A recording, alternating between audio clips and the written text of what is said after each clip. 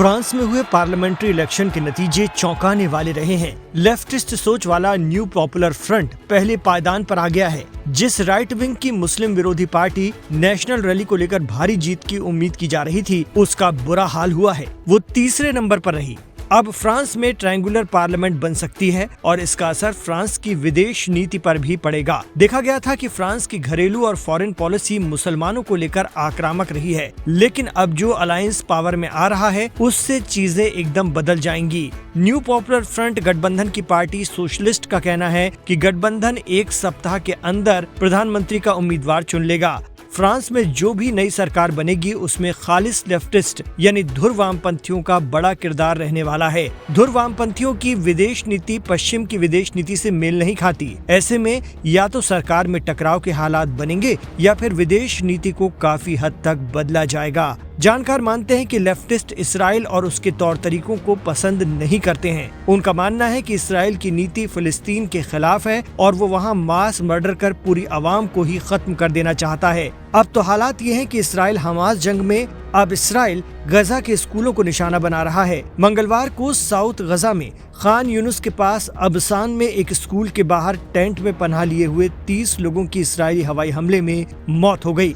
सरकारी मीडिया की एक रिपोर्ट के मुताबिक ये हमला 4 दिनों में गजा में पनाह के तौर पर इस्तेमाल किए जा रहे स्कूलों पर चौथा इसराइली हमला है। ये हमला खान यूनिस और गजा के दूसरे हिस्सों के लिए इसराइल के जरिए जारी एक हुक्म के बाद हुआ है। आदेश में लोगों को इलाके को खाली करने को कहा गया है। इस ऐलान के बाद हजारों लोगों को भागने पर मजबूर होना पड़ा। इलाके के 3 हॉस्पिटल भी बंद करने पड़े हैं। संयुक्त राष्ट्र में मानवाधिकार विशेषज्ञों का कहना है कि इसराइल गजा की आबादी में भुखमरी फैलाना चाहता है। गजा में भूख और तबाही से अब तक कई बच्चों की जानें जा चुकी हैं। तो आपको बता दें कि फ्रांस के धुर वामपंथी फलस्तीनियों के हिमायती हैं। यहाँ तक कि उन पर इल्जाम लगता है कि वो हमास और टेररिज्म को सपोर्ट करते हैं, लेकिन फ्रांसीसी लेफ्टिस्ट इस बात को साफ कर चुके हैं कि वो हमास के नहीं बल्कि फलस्तीन की आज़ादी के हिमायती हैं। वो मानते हैं कि 75 साल बाद फलस्तीनियों को अपना आज़ाद और खुद मुख्तार मुल्क मिलना चाहिए।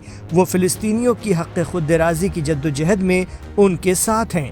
अगर मैक्रोन और लेफ्ट की पार्टी का गठबंधन हो गया और वो सरकार बनी, तो इस सरकार का रवैया जो है पैलेस्टीन मुद्दे को लेकर के फेवरेबल रहेगा।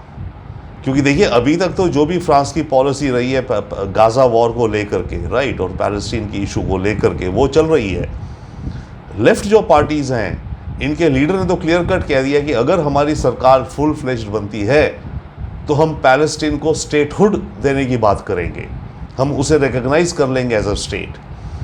बट क्योंकि लेफ्ट पार्टी पूरी कंट्रोल में नहीं होंगी, पार्टनरशिप में होंगी मैक्रोन की पार्टी के साथ, तो वो प्रयास करेंगी कि मैक्रोन का जो अभी तक रवैया है पैलेस्टाइन की तरफ, इजराइल की तरफ, गाजा युद्ध की तरफ, वो उतना स्ट्रॉन्ग ना रहे और पैलेस्टीनियन मुद्दे को ज़्यादा वज़न दिया जाए। तो एक शिफ्ट होगा फ्रांस की फॉरेन पॉलिसी में पार्लियामेंट द्वारा। याद रखिए प्रेसिडेंट तो अभी भी मैक्रोन है, बट फ्रांस की जो पार्लियामेंट है वो शिफ्ट हो जाएगी in favour of Palestinian cause. इसी तरह रूस यूक्रेन युद्ध पर भी फ्रांस के धुर वामपंथियों की राय एकदम साफ है कि वो यूक्रेन को फ्रांस और वेस्टर्न ममालिक की तरफ से मिल रही हिमायत के सख्त खिलाफ हैं। उनका मानना है कि रूस यूक्रेन जंग का हल बातचीत से निकलना चाहिए और यूक्रेन को जो फ्रांस की तरफ से हिमायत मिल रही है वो एकदम बंद होना चाहिए।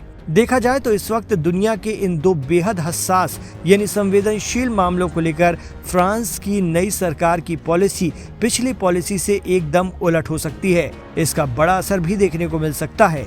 इसी तरह अगर इंडिया की बात करें तो भारत और फ्रांस की दोस्ती काफी मजबूत है। जानकार उम्मीद कर रहे हैं कि लेफ्टिस्ट वर्चस्व वाली फ्रांस की नई सरकार इसमें कोई खास बदलाव नहीं करेगी।